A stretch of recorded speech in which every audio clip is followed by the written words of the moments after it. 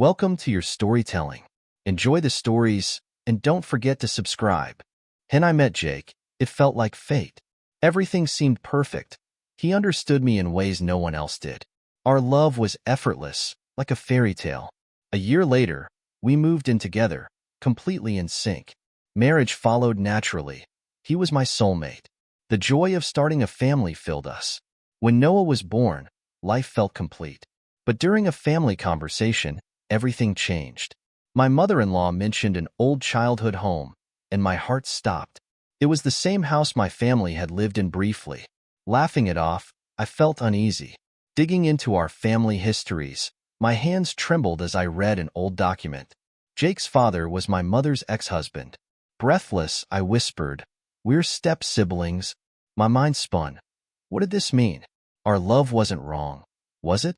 But the guilt crushed me, making every memory feel forbidden. We didn't know, but how could we undo everything? Jake's face turned pale, his eyes wide with disbelief. "This can't be real," he whispered, gripping the old document tighter. My heart raced, battling the storm of emotions inside me. How could this be true? We'd built a life together. Love, marriage, a child. None of it felt wrong until now. I stared at Noah sleeping peacefully, unaware of the chaos unraveling around him. "We didn't know," Jake said again, as if repeating it could erase the truth. But the words didn't comfort me. That night, I lay awake, my mind replaying every memory. Our first kiss, our wedding vows, the day Noah was born. Were those moments tainted now? The next morning, we confronted our parents. My mother's face crumpled with guilt. "We thought it was best not to talk about the past," she admitted. Their silence had led us here. Anger mixed with confusion. Jake reached for my hand, his touch familiar yet foreign. "What do we do now?" he asked softly. I didn't have an answer. We decided to see a genetic counselor. Maybe knowing the facts would help. The appointment felt surreal, like we were in someone else's life. The counselor was calm, professional. "Your child isn't at any genetic risk," she assured us. Relief flooded me, but it didn't solve everything. "But what about us?" I asked, my voice barely above a whisper. She hesitated. "Socially, it's complicated. But biologically, you're not as closely related as full siblings." Her words should have reassured me, yet the shame still clung to my skin. Outside, Jake took my hands. "Nothing changes how I feel about you," he said firmly. His love was unwavering. But was love enough? "People will judge us," I murmured. "They already do," he replied. That night, I scrolled through articles about step-sibling relationships. Some called it taboo. Others said it wasn't a big deal. My mind wrestled with both perspectives. Love had felt so simple before. Now, it was a secret we had to carry. I avoided my mother's calls. She had kept this from me for years. How could she? Jake encouraged me to talk to her, but I wasn't ready. Instead, I focused on Noah, his innocent giggles grounding me. "We have to keep going," Jake reminded me. So we did. We went to work. We took care of Noah. We pretended life was normal. But in quiet moments, the weight of our secret pressed down on me. Then, one evening, my mother showed up at my door. "Please," she begged. "Let me explain." I let her in, but kept my arms crossed. "You lied to me," I accused. She sighed, looking exhausted. "I never thought this would happen. Your father left, I remarried, and we moved on. When Jake's father and I divorced, I never imagined you two would meet one day." I searched her face for remorse, but all I saw was regret. "You stole our truth," I whispered. She reached for my hand, but I pulled away. Jake found me crying later that night. "It's too much," I confessed. He wrapped his arms around me. "We'll get through this." But how? My mind wouldn't stop replaying everything. Would people think we were disgusting? Would Noah grow up ashamed of us? Jake wiped my tears. "We love each other. That doesn't change." But the world might not see it that way. The first test came sooner than expected. At a family gathering, my aunt made a passing comment about my mother's first marriage. Someone laughed. "Imagine if you married one of her ex's kids." My breath caught. If only they knew. I glanced at Jake, his jaw tight. We exchanged a silent understanding. We couldn't tell them. Not yet. Maybe not ever. The weight of our truth was crushing. That night, as we lay in bed, I whispered, "Do you ever wish we hadn't met?" Jake turned to me, eyes full of love. Never. His certainty was my only anchor in the storm. I tried to go back to normal, but normal didn't exist anymore. Every glance in the mirror felt like I was looking at someone else. My phone buzzed, a message from my best friend, Lauren. Brunch tomorrow? My stomach twisted. I hadn't told her. Could I? That morning, as we sipped coffee, she studied me. Something's up. Spill. My throat tightened. I wanted to confide in her, but fear held me back. What if she judged me? What if I lost her? It's complicated, I muttered. She arched an eyebrow. Try me. My fingers trembled as I whispered, Jake and I. We're step-siblings. The words felt heavier out loud. Her eyes widened. Silence stretched between us. Then, she leaned in. Wait, what? I braced for disgust, but she didn't recoil. You didn't grow up together? She asked. I shook my head. Then it's not the same as real siblings. Relief bloomed in my chest. Maybe, just maybe, we weren't as alone as I thought. Lauren's acceptance gave me hope, but not everyone would be so understanding. Jake and I had to be careful. One slip, one wrong person finding out, and our world could crumble. At work, I found myself distracted, lost in thought. My boss noticed. Everything okay? I forced a smile. Just tired. At home, Noah was my escape. His laughter, his tiny hands reaching for mine. It reminded me what truly mattered.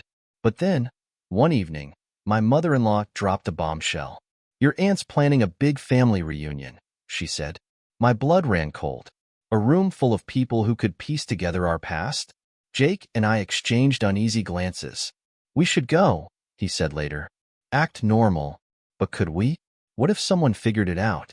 What if the truth spilled out in the worst way? That night, I clung to Jake. What if we lose everything? He kissed my forehead. Then we'll start over. Together. His words were a promise. But were they enough? The family reunion crept up faster than I wanted. My heart raced as we packed for the trip.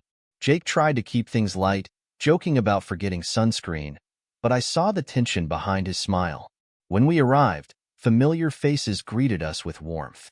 It should have felt comforting, but instead, every laugh, every curious glance felt like a spotlight. My aunt pulled me into a hug. It's been too long. And this must be Noah. He's adorable. I forced a smile, clutching Noah tighter. As the evening wore on, someone mentioned old family stories.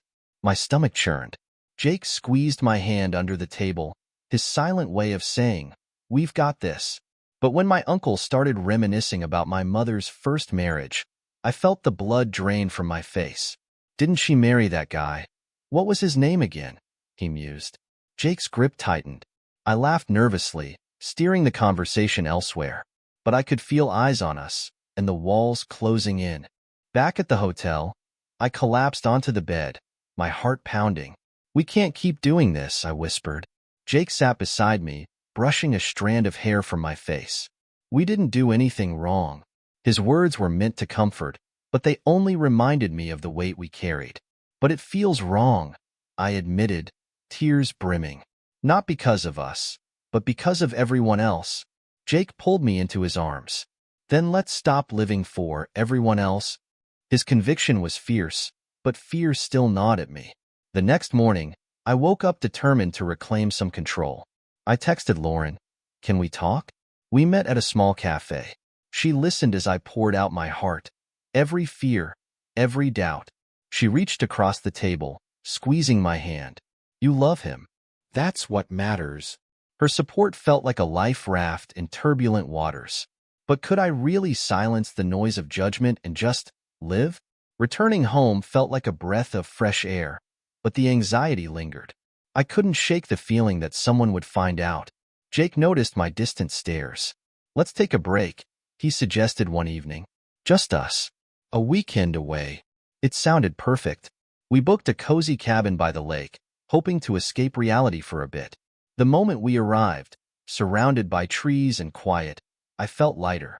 We spent the day kayaking, laughing like we used to, before the truth. That night, Under a blanket of stars, Jake held me close. I miss this, he whispered. Us, without the weight. I nodded, tears slipping down my cheeks. I'm scared, Jake. Scared we'll never feel normal again. He tilted my chin up. Normal is overrated. What we have is real. His words wrapped around my heart like a shield. Maybe we couldn't erase the past, but we could choose how to live with it. Together, we'd find a way. Our weekend getaway rekindled something, a sense of hope. But reality hit hard when we returned. My mother called, asking to meet. Reluctantly, I agreed. We sat in a quiet park, Noah playing nearby. I've been thinking, she began softly. I never meant for this to happen. I'm sorry. Her apology stirred a mix of anger and sadness. Your secrets put us here, I whispered. She nodded, tears glistening. I thought I was protecting you from a painful past. I didn't realize I was creating new pain. We sat in silence, the weight of unspoken words hanging between us. Do you think we're horrible? I finally asked. She shook her head fiercely. No, you didn't choose this, but you can choose how to move forward. Her words lingered long after we parted.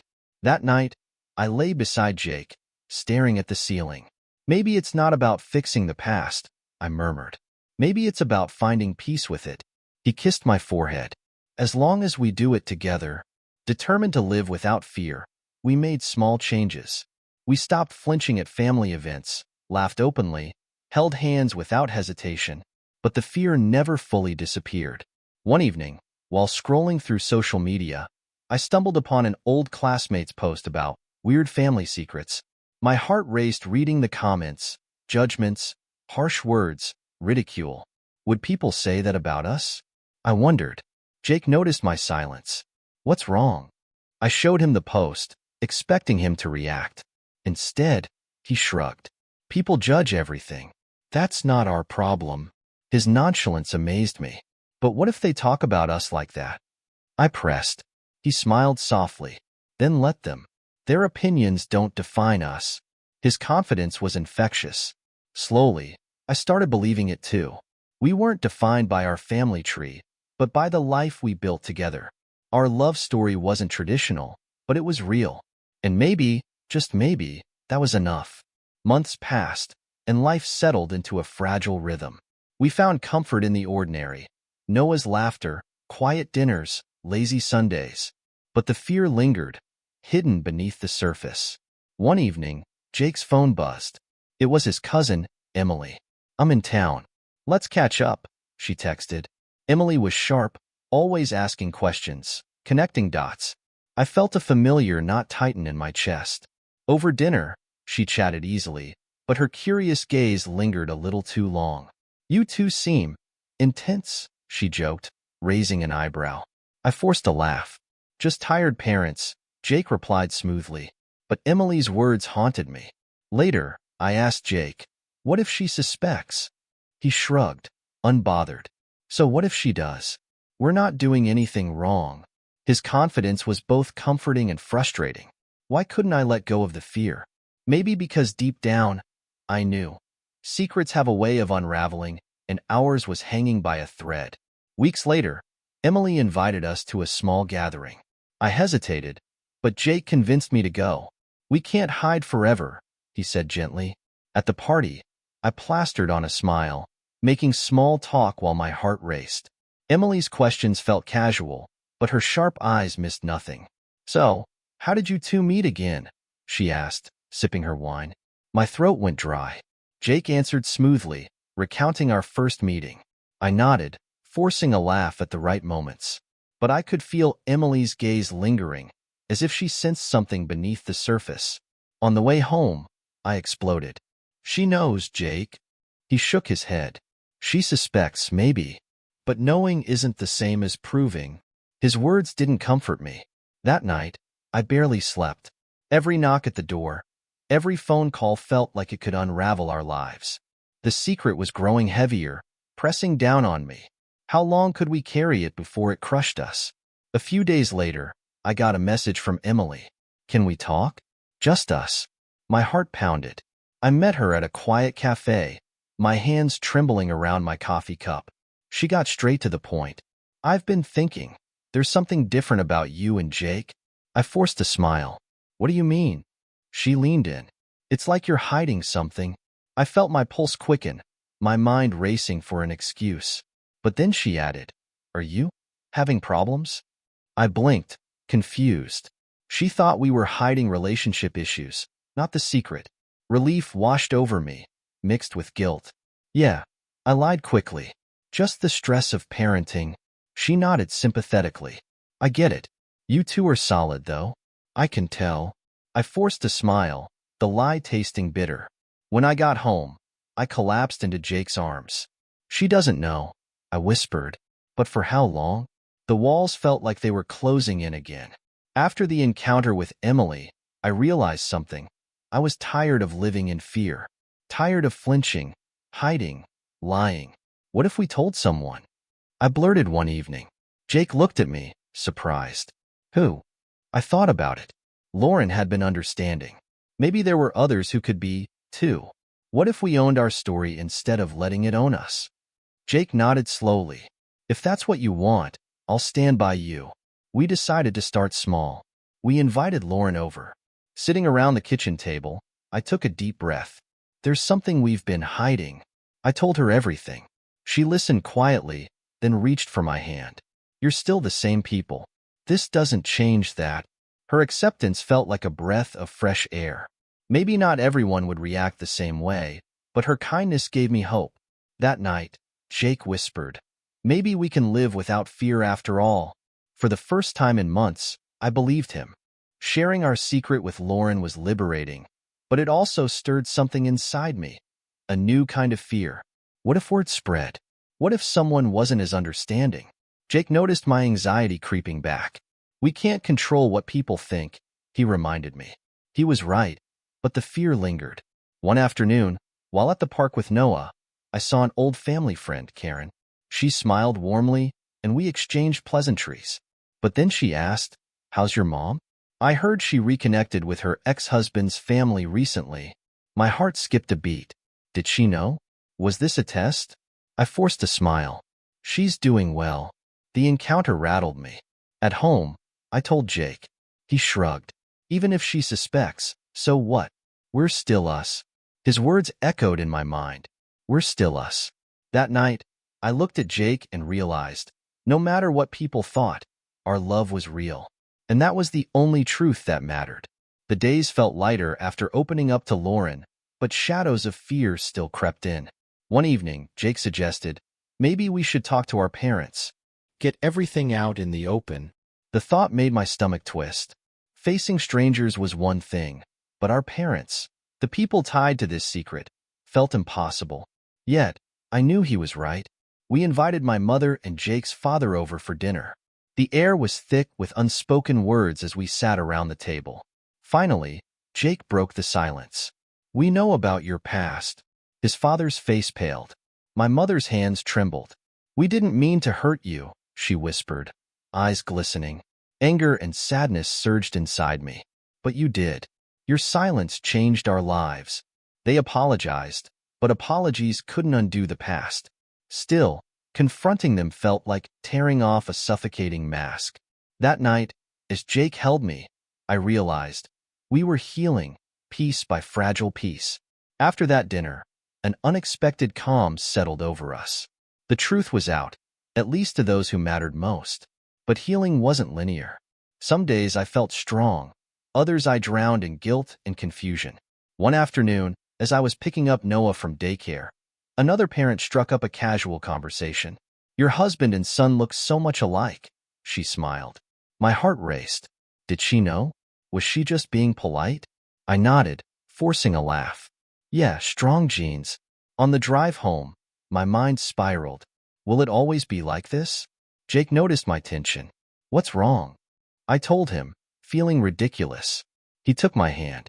You're not broken, you're just human. His words stuck with me. Maybe this would always be part of our story, but it didn't have to define me. I was more than our secret. We both were. And slowly, I was learning to believe that. Months passed. Life grew quieter, less fragile. But then, an unexpected letter arrived. a family reunion invitation from Jake's distant relatives. My heart clenched. "Do we go?" Jake asked. Part of me wanted to burn the invitation. Another part wanted to face it head-on. "Let's go," I decided. We arrived at the gathering, surrounded by unfamiliar faces who shared our blood in complicated ways. Conversations flowed, laughter echoed, but I felt like an imposter.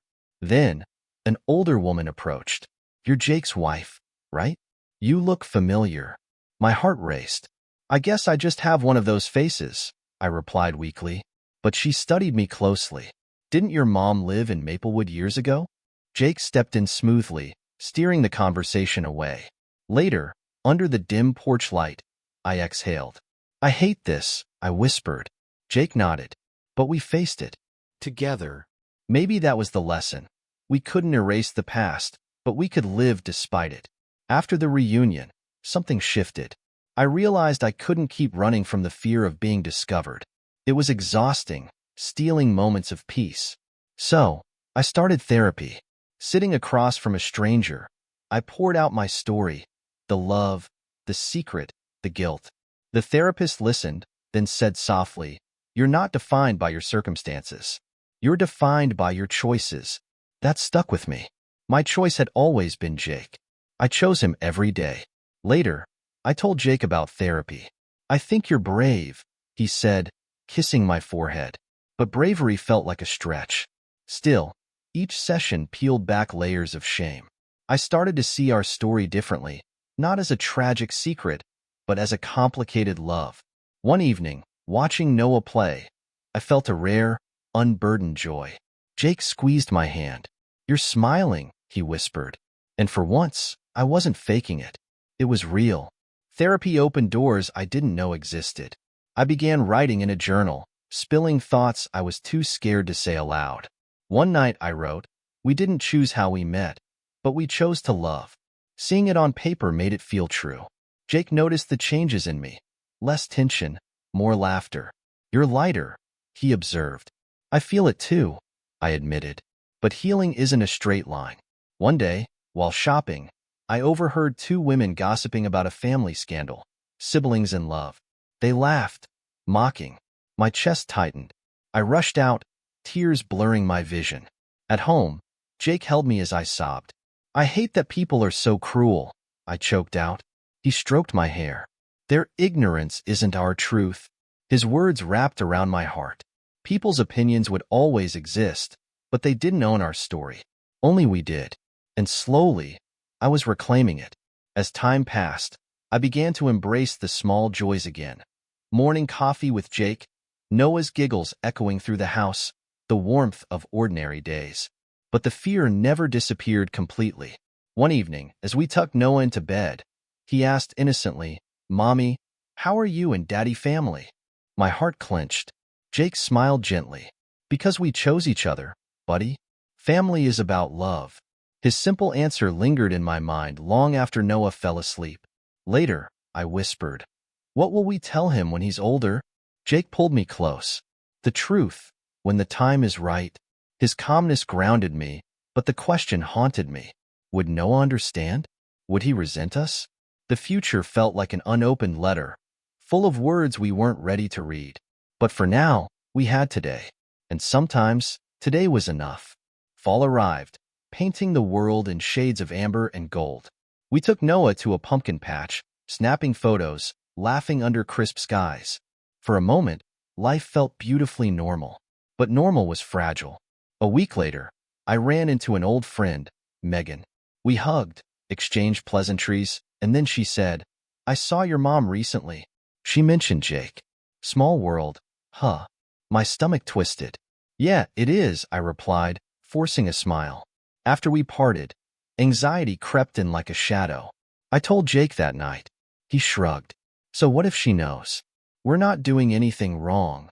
His words were true, but my heart didn't listen. The fear wasn't just about being discovered. It was about being judged, misunderstood. But as Jake kissed my forehead, I realized something important. Even if the world turned its back, he never would. And maybe that was enough. Winter crept in, wrapping our world in quiet stillness. The holidays approached, stirring memories of family gatherings, traditions, and the weight of unspoken truths. Jake suggested we host Christmas dinner. My heart raced at the thought.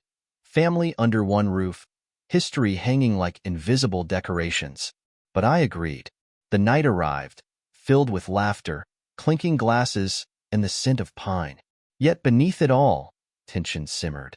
My mother avoided Jake's father's gaze. Old wounds whispered between stolen glances.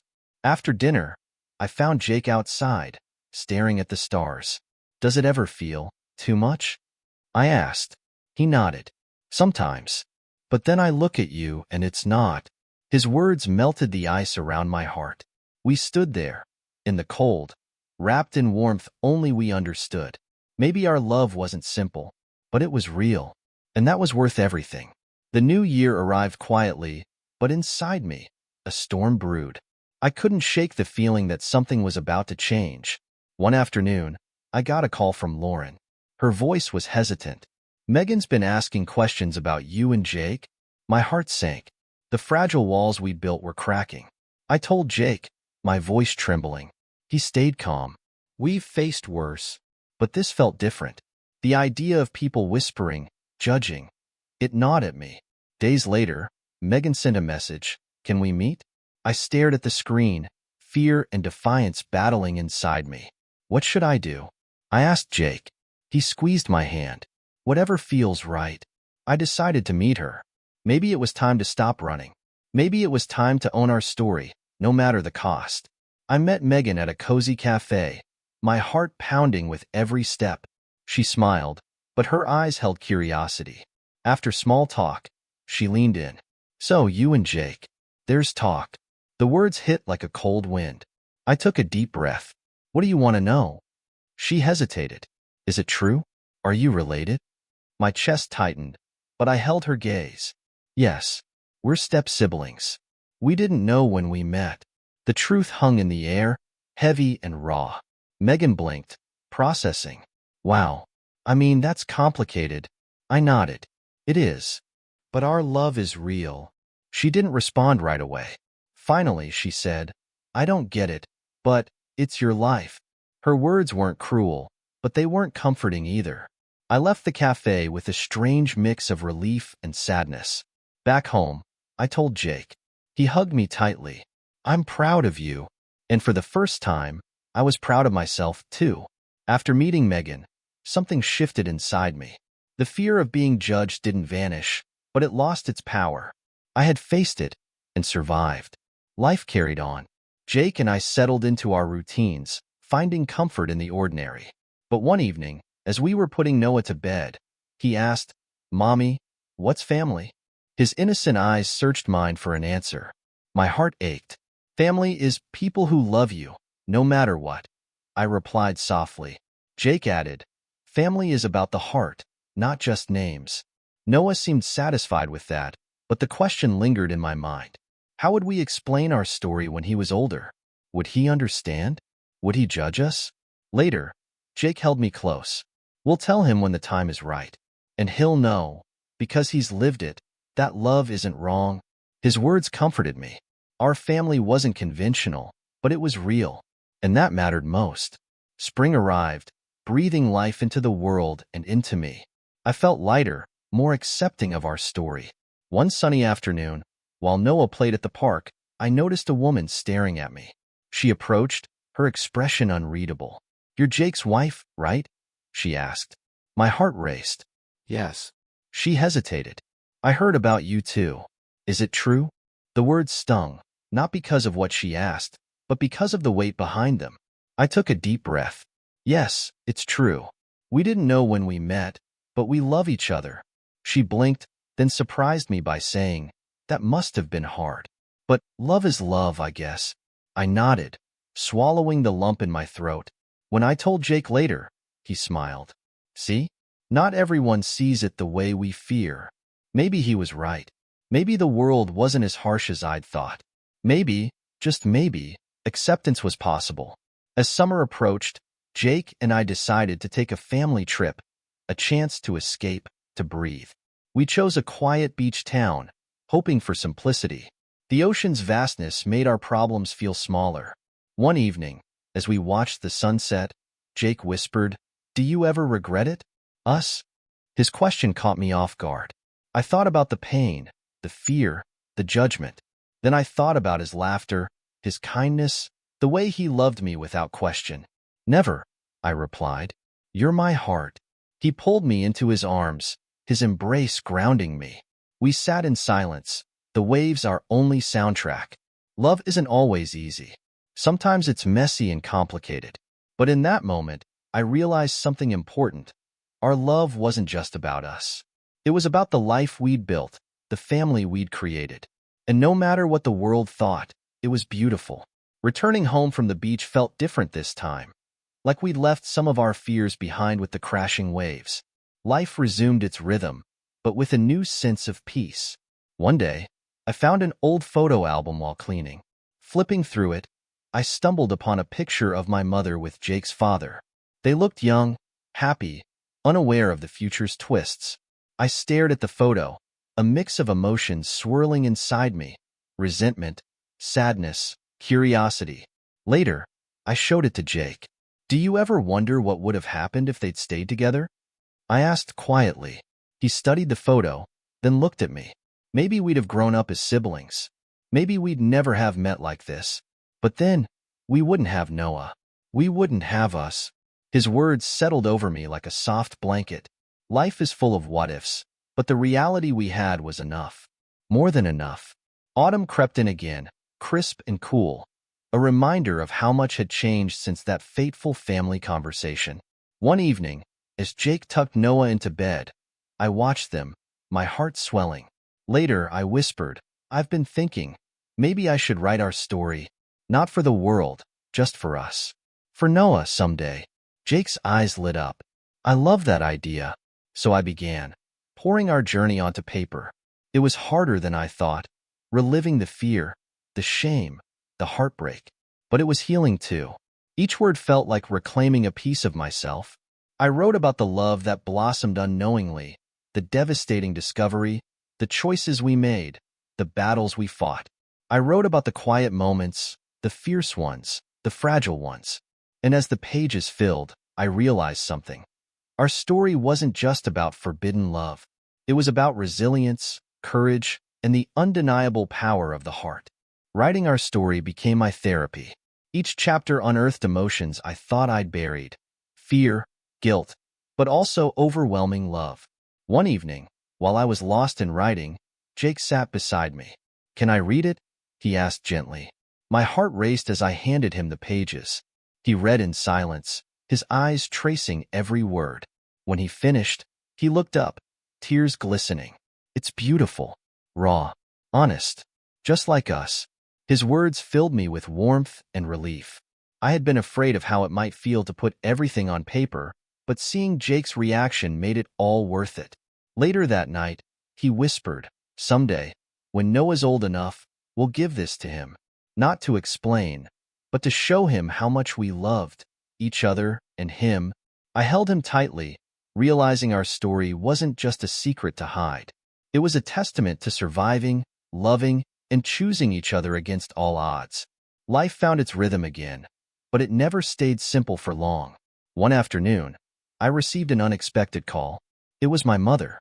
"Your uncle's birthday party is next weekend," she said casually. "You, Jake, and Noah should come." My heart skipped a beat.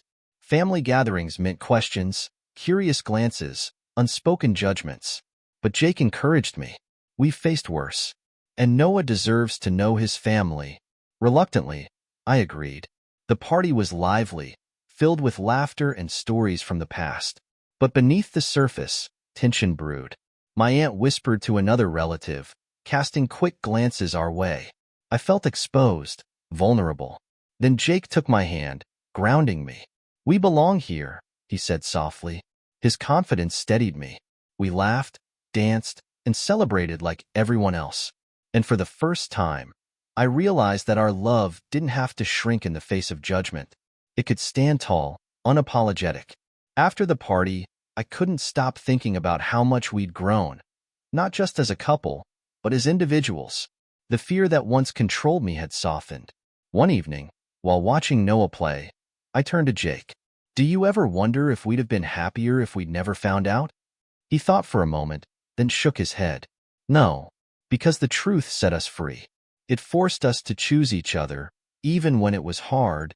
His words lingered. Maybe he was right. Our love had been tested, reshaped, but never broken. That night, I looked at the photo album again, tracing the faces of the past. Their choices led us here, but our choices defined us. We weren't just the product of a complicated family tree. We were a family, built on love, resilience, and truth. And I realized I wasn't ashamed anymore. Our story wasn't something to hide. It was something to cherish. One day, while picking Noah up from school, his teacher approached me. Noah mentioned something unusual. She began carefully. My heart raced. He said his mommy and daddy are kind of like brother and sister. I felt the blood drain from my face. I managed a tight smile. Kids say the funniest things, don't they? But inside, I was spiraling. At home, I asked Noah gently, "Why did you say that, sweetheart?" He shrugged. "Because you told me you and Daddy are family, but not the same as Grandma and Grandpa. So I said that." His innocent logic pierced my heart. That night, Jake and I talked for hours. "We can't control how people react," he said, "but we can control how we respond." His calmness was my anchor. We decided to meet with the teacher to explain, carefully, without details. She nodded, understanding more than I expected. "Families come in all shapes," she said. And just like that, another fear was faced and conquered. Years passed, quietly and quickly. Noah grew, curious and kind, with his father's smile and my stubbornness. Life settled into a peaceful rhythm, but the story I'd written remained tucked away, waiting. On Noah's 16th birthday, Jake and I sat him down. My heart raced, the same fear from years ago resurfacing. Jake held my hand as I began. "Noah, we want to tell you a story. Our story." His brow furrowed in curiosity. We shared everything. How we met, fell in love, and the truth we discovered. His silence was the hardest part. After a long pause, he said, "So, you didn't know?" "No," I whispered. Another pause.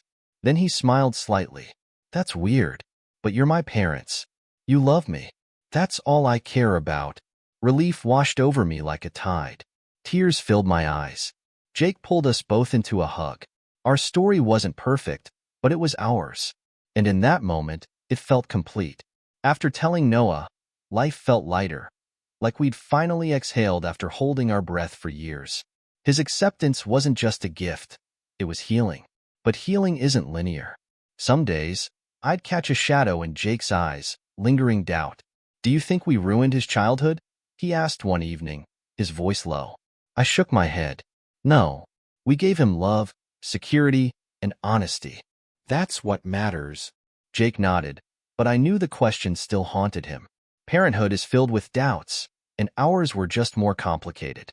A week later, Noah came home from school, excited. "I wrote an essay about you and Dad."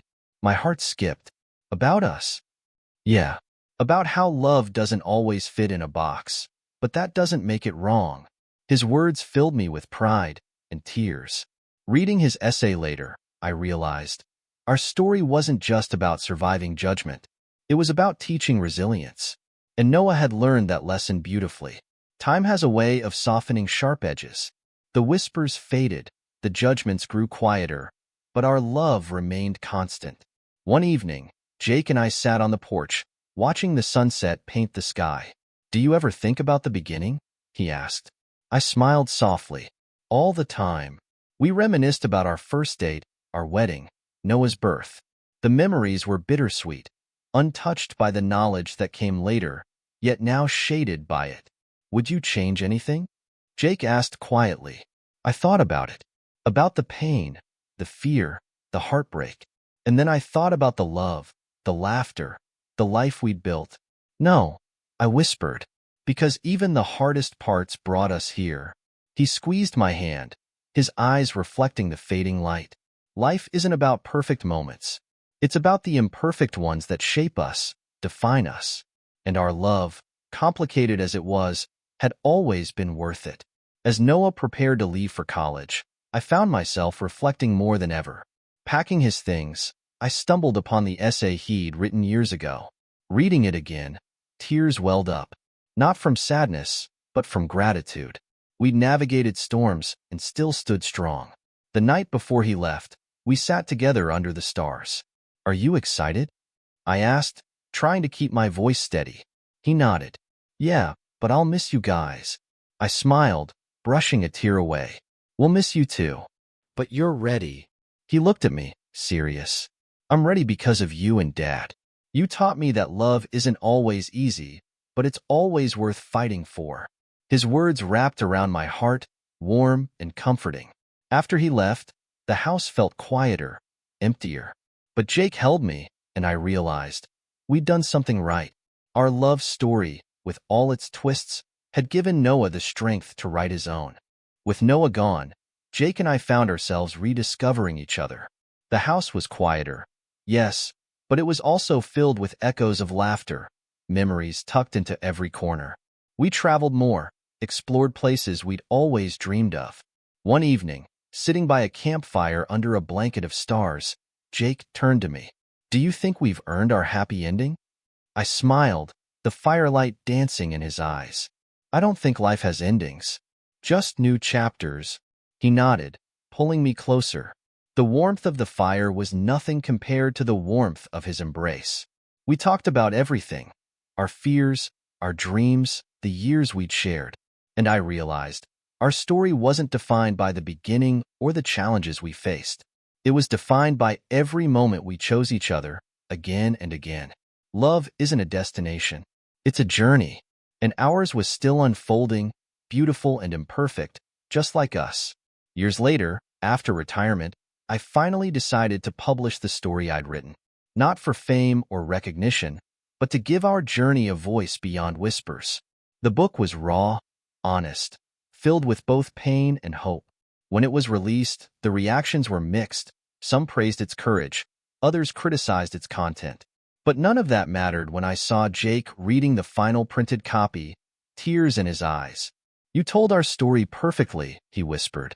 The book reached people we never expected, letters from strangers who found comfort in our truth, who felt seen in their own complicated love stories. One letter stood out. "Your story gave me hope. It showed me that love isn't always easy, but it's always worth it." That's when I realized our story wasn't just ours anymore. It belonged to anyone who'd ever loved fiercely, despite the odds. And that was the most beautiful ending I could have ever written. The book's release opened doors I never expected. Invitations for interviews, podcasts, even speaking events flooded in. At first, I hesitated. Our story was personal, sacred. But Jake encouraged me. Maybe sharing it helps others find courage. So, I agreed. Standing on a stage, lights bright, faces blurred beyond the spotlight, I felt vulnerable. But as I spoke about love, fear, resilience, I realized vulnerability wasn't weakness. It was strength.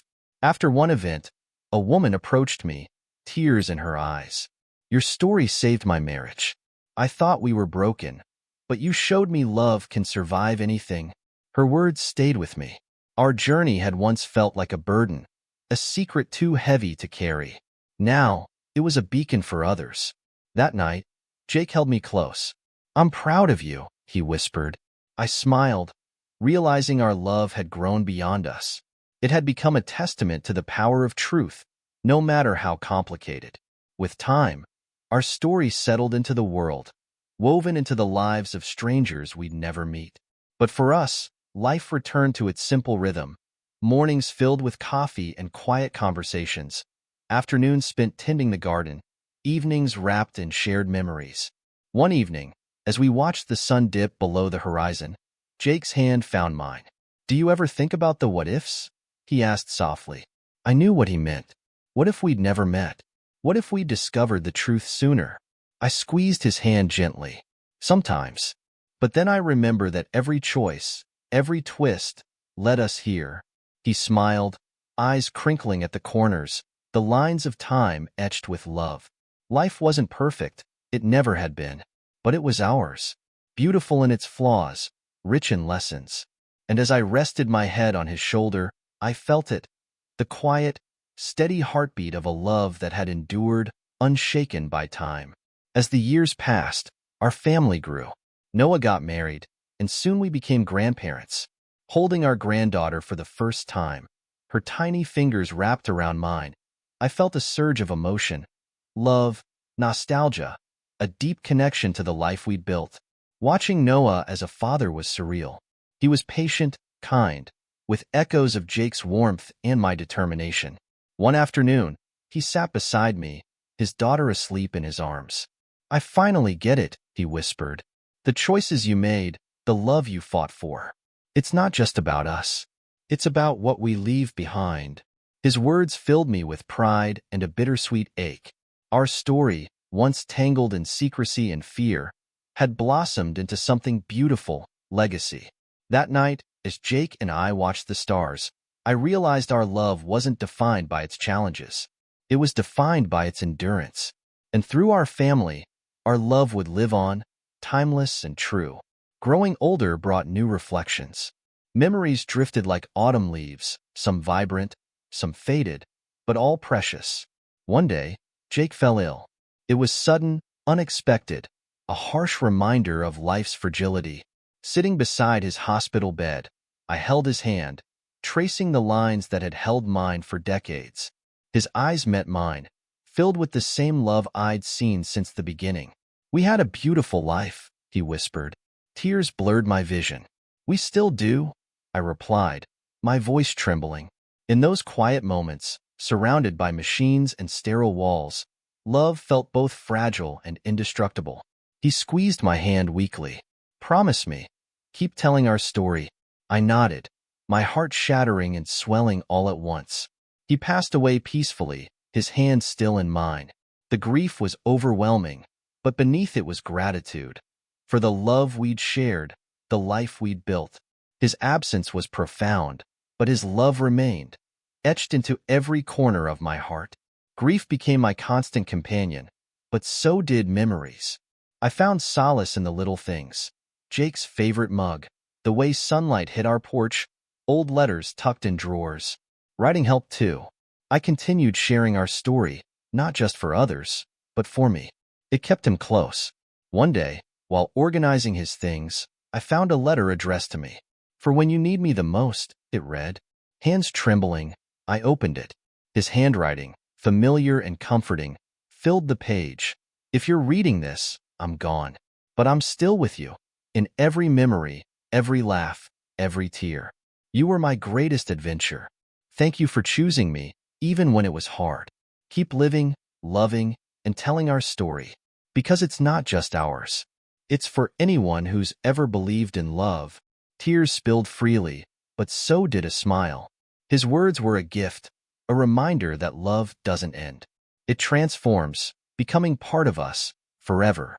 Life after Jake was quieter, but never empty. His presence lingered in the spaces we'd shared, in the echoes of laughter, in the warmth of our memories. I honored his wish, continuing to tell our story, speaking at events, connecting with people who found solace in our journey. Each time I shared, it felt like he was there, his spirit woven into every word. Noah visited often, his children filling the house with life and noise. Watching them play, I felt Jake's legacy in their smiles, their curiosity, their kindness. One evening, Noah sat beside me, his daughter curled up on his lap. "I want her to know your story," he said softly. I nodded, tears brimming. "She will. Because love doesn't die with the person. It lives on in the hearts it's touched, in the lessons it's taught." And as I looked into my granddaughter's bright eyes, I knew Jake's love was still here, quietly eternal. Years passed, each one a testament to resilience, to the enduring power of love. I grew older, my hair silver, my steps slower, but my heart remained full. I published a second book, this time about life after loss, about carrying love forward even when it feels too heavy. It resonated with people, sparking conversations about grief, healing, and hope. On the anniversary of Jake's passing, Noah and his family joined me at his favorite spot, the porch where we'd shared countless sunsets. We lit candles, sharing stories, laughter mingling with tears. Do you miss him every day?